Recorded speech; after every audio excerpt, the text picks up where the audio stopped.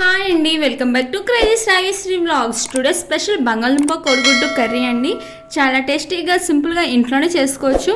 ఈ కర్రీ చపాతీలోకి కానీ రైస్లోకి కానీ బిర్యానీలోకి కానీ సూపర్గా ఉంటుందండి. లేట్ చేయకుండా ప్రాసెస్ చూద్దాం. ముందుగా 4 కోడిగుడ్లు ఉడకబెట్టుకుని పక్క పెట్టుకుందామండి.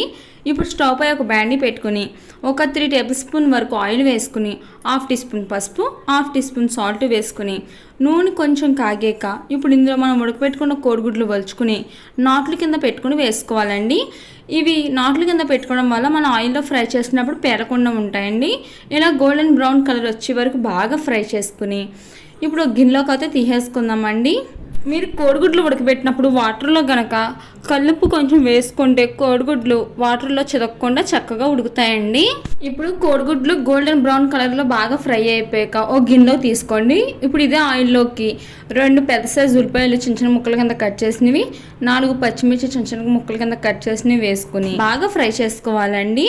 ఒకసారి గరిటెతో ఈ విధంగా కలుపుకొని ఇప్పుడు ఇందులో కొంచెం కరివేపాకు, ఒక 2 రెమ్మలు కరివేపాకు అయితే వేసుకుని ఒకసారి గరిటెతో బాగా కలుపుకోండి. మీడియం ఫ్లేమ్లో పెట్టుకుని బాగా కలుపుకుంటూ ఫ్రై చేసుకోవాలండి.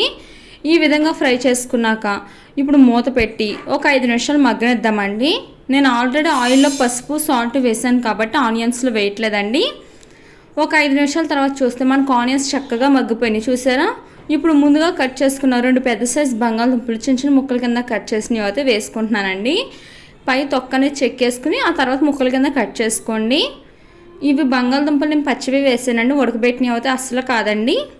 ఈ విధంగా బంగాళదుంప ముక్కలు కూడా వేసాక బాగా కలుపుకుని ఫ్రై చేసుకుని ఒక 1/2 టీ స్పూన్ వరకు సాల్ట్ కూడా వేసుకోండి. సాల్ట్ అనేది వేయడం వల్ల మనకు బంగాళదుంపలు త్వరగా మగ్గుతాయి, అలాగే త్వరగా కూడా కుక్ అయిపోతాయండి. ఒక 5 నిమిషాల తర్వాత చూస్తే మనకు బంగాళదుంపలు చక్కగా మగ్గిపోయి ఉంటాయండి, ఒక 80% వరకు. ఒకసారి ఈ విధంగా గరిటెతో బాగా కలుపుకోండి. కింద అనేది అసలు అడిగంటకూడదు, మారకూడదండి, కూర టేస్ట్ అనేది మారిపోద్ది. ఇప్పుడు ఒక 1 టీ స్పూన్ వరకు అల్లం వెల్లుల్లి పేస్ట్ అనేది వేసుకోండి. నేను అల్లం వెల్లుల్లి పేస్ట్ ఇప్పుడు ఎందుకు వేసానంటే చాలామంది ఆనియన్స్ ఫ్రై అయిపోయాక అల్లం వెల్లుల్లి పేస్ట్ వేసేస్తారండి. అలా వేయడం వల్ల మనకి కింద అనేది అడిగంటేస్తుంది, అలాగే మాడు కూడా పట్టేస్తుందండి. ఇలా ఫస్ట్ మన ఆనియన్స్ మగ్గాక బంగాళదుంప కూడా బాగా మగ్గిపోయాక ఆ తర్వాత అల్లం వెల్లుల్లి పేస్ట్ వేసుకుని పచ్చివాసన అనేది పోయే వరకు దగ్గరుండి ఇలా కలుపుతూ ఫ్రై చేసుకోండి.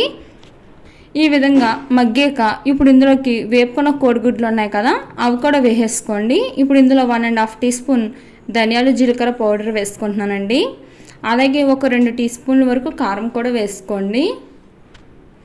మీకు కావాలంటే ఇక్కడ కొంచెం గరం మసాలా కూడా వేసుకోవచ్చు, నేను స్కిప్ చేశానండి.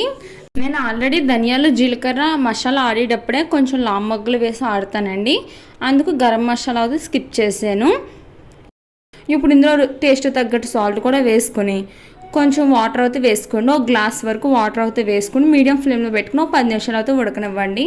10 నిమిషాల తర్వాత చూస్తే మనకు కూర అనేది దగ్గరకు వచ్చింది, చూసారా? ఇంకా లైట్గా వాటర్ ఉన్నాయండి.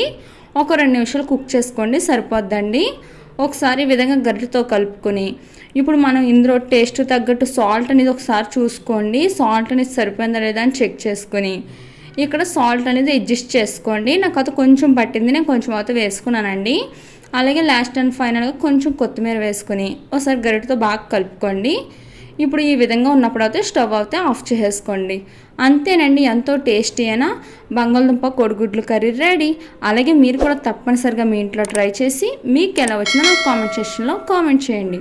అలాగే నా వీడియో కనుక మీకు నచ్చినట్టు అయితే లైక్ చేయండి, షేర్ చేయండి, సబ్స్క్రైబ్ చేయండి.